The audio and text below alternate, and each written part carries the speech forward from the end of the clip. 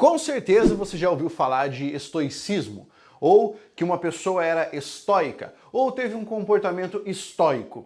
Não é histórico, é estoico. Bem, o estoicismo é uma das escolas presentes no período helenístico. E como nós estamos falando a respeito do período helenístico, eu vou falar agora sobre o estoicismo. Na realidade, o que você precisa entender a respeito dessa doutrina filosófica é algo bastante simples.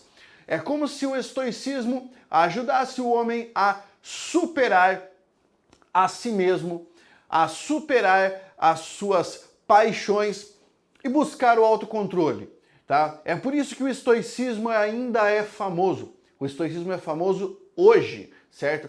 Diversas doutrinas religiosas que surgiram posteriormente, a exemplo do cristianismo, foram influenciadas pelo pensamento estoico. Para que você saiba e consiga se localizar temporalmente, o estoicismo vai surgir por volta do século III a.C., tá? Com Zenão de Sítio, por volta de 292 a.C., tá? Bem, o que é que você tem que sacar? O estoicismo foi uma das correntes mais duradouras e mais influentes do período helenístico. Quase 5 séculos de sobrevivência. Isso é muito tempo se você parar para pensar. Por quê, Pablo? Porque pense, o Brasil, né, tem 5 séculos. E aí você pensa comigo, uma corrente filosófica sobreviveu 5 séculos.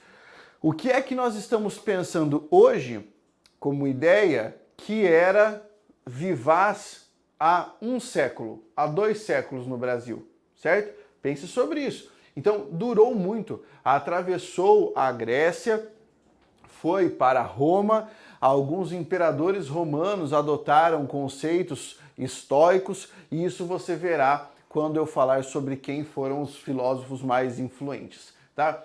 Bem, quem foi esse Zenão de Sítio? O Zenão era um meteco fenício, ou seja, ele não era ateniense. Só que ele estava em Atenas. E aí, a sociedade ateniense era extremamente preconceituosa e extremamente xenófoba.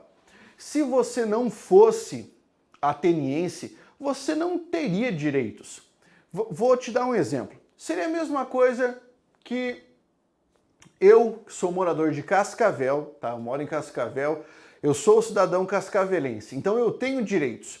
Aí o meu amigo, que veio da cidade ao lado, Santa Teresa, tá? Ele é de Santa Teresa, ele não tem direitos aqui em Cascavel. Por quê? Porque Cascavel é a minha cidade-estado e ela não permite que qualquer cidadão de outra cidade-estado tenha direitos aqui. Então, basicamente, o Zenão tinha esse problema em Atenas, certo? O que ele teve que fazer?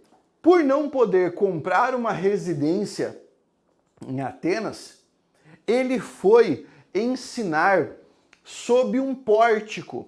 E a escola filosófica que ele criou acabou ficando conhecida como Escola do Pórtico. O que é um pórtico? É uma espécie de entrada, né? Tipo o pórtico da cidade.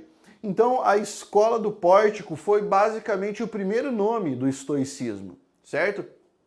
E aqui nós temos alguns conceitos importantes que vão diferenciar o estoicismo do epicurismo, por exemplo.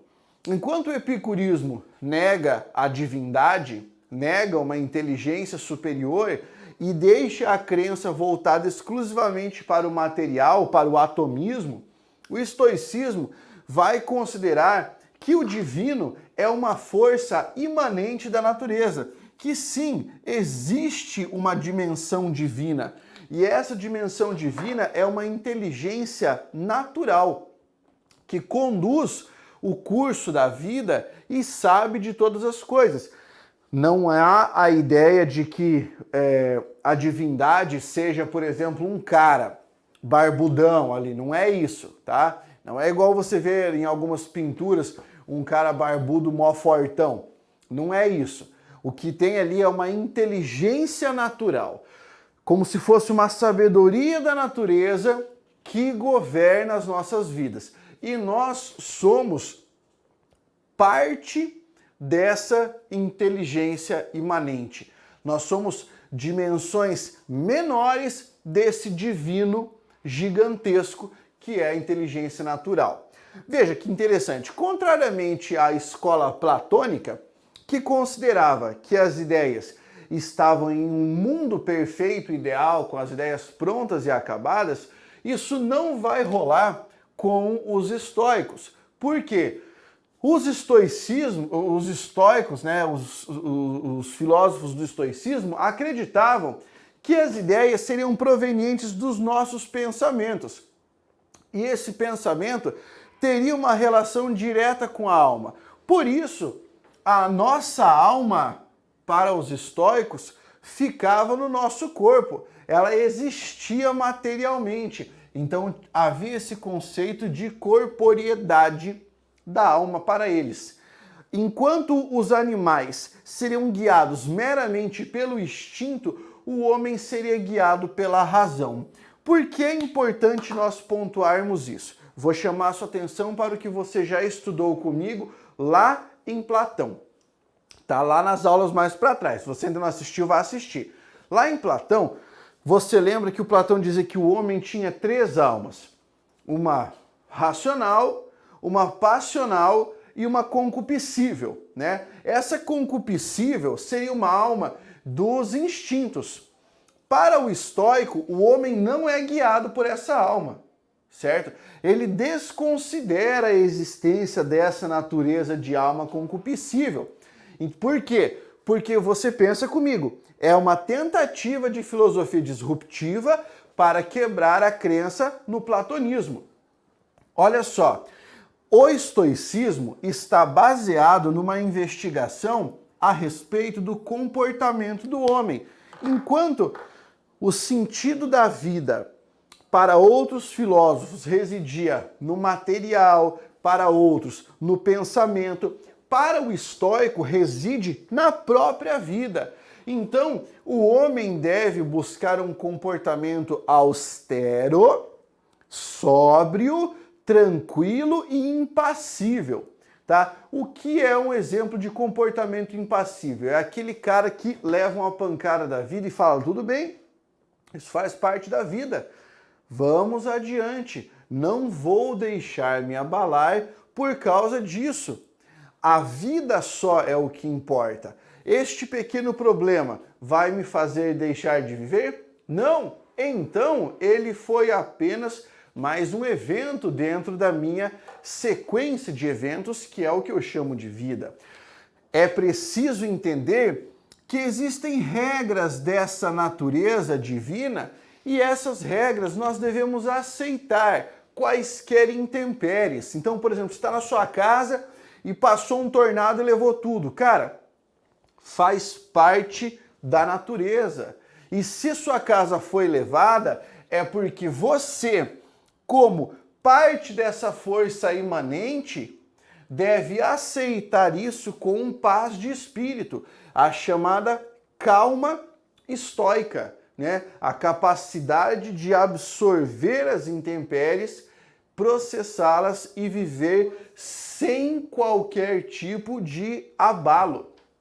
Por isso que o estoico busca o autocontrole e a firmeza, tá, de caráter e de comportamento.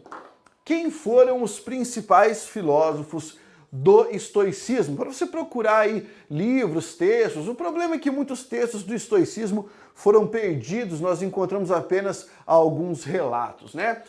Então veja só, nós temos Zenão, Cleantes, Crisipo, Diógenes, Panécio, Posidônio, Catão, Sêneca, esse é bastante famoso, Epíteto e Marco Aurélio, que são os mais conhecidos representantes do estoicismo. Veja, existe uma narrativa sobre Diógenes, tá, que é bem interessante, tá? Porque algumas pessoas dizem que o Diógenes foi cínico. Foi um filósofo do cinismo, que você vai estudar depois, tá? Outros dizem que ele foi estoico. Mas um desses relatos é que Diógenes estava sentado ao sol e aí apareceu o imperador, o rei, e disse: tudo que está aqui é meu. Você pode pedir agora que eu concederei a você. Aí o cara disse o seguinte: a única coisa que eu quero é que você saia da minha frente, porque está fazendo sombra para o meu sol. Né? Bem, esse é um relato bem interessante. Aqui nós fechamos esse momento de falar sobre o estoicismo e vamos progredir. Peço a você que deixe um like agora, clica aí no joinha, certo? Não custa nada, não vai morrer, não vai cair o dedo. Clica aqui do lado para você fazer a sua inscrição e receber constantemente as aulas de filosofia. A gente tem uma aula de filosofia por semana. Não esqueça, meu amigo, agora o senhor precisa ativar as notificações. Deixe um comentário e até a próxima. Um grande abraço e vamos estudar, porque é isso que importa. Força, guerreiro!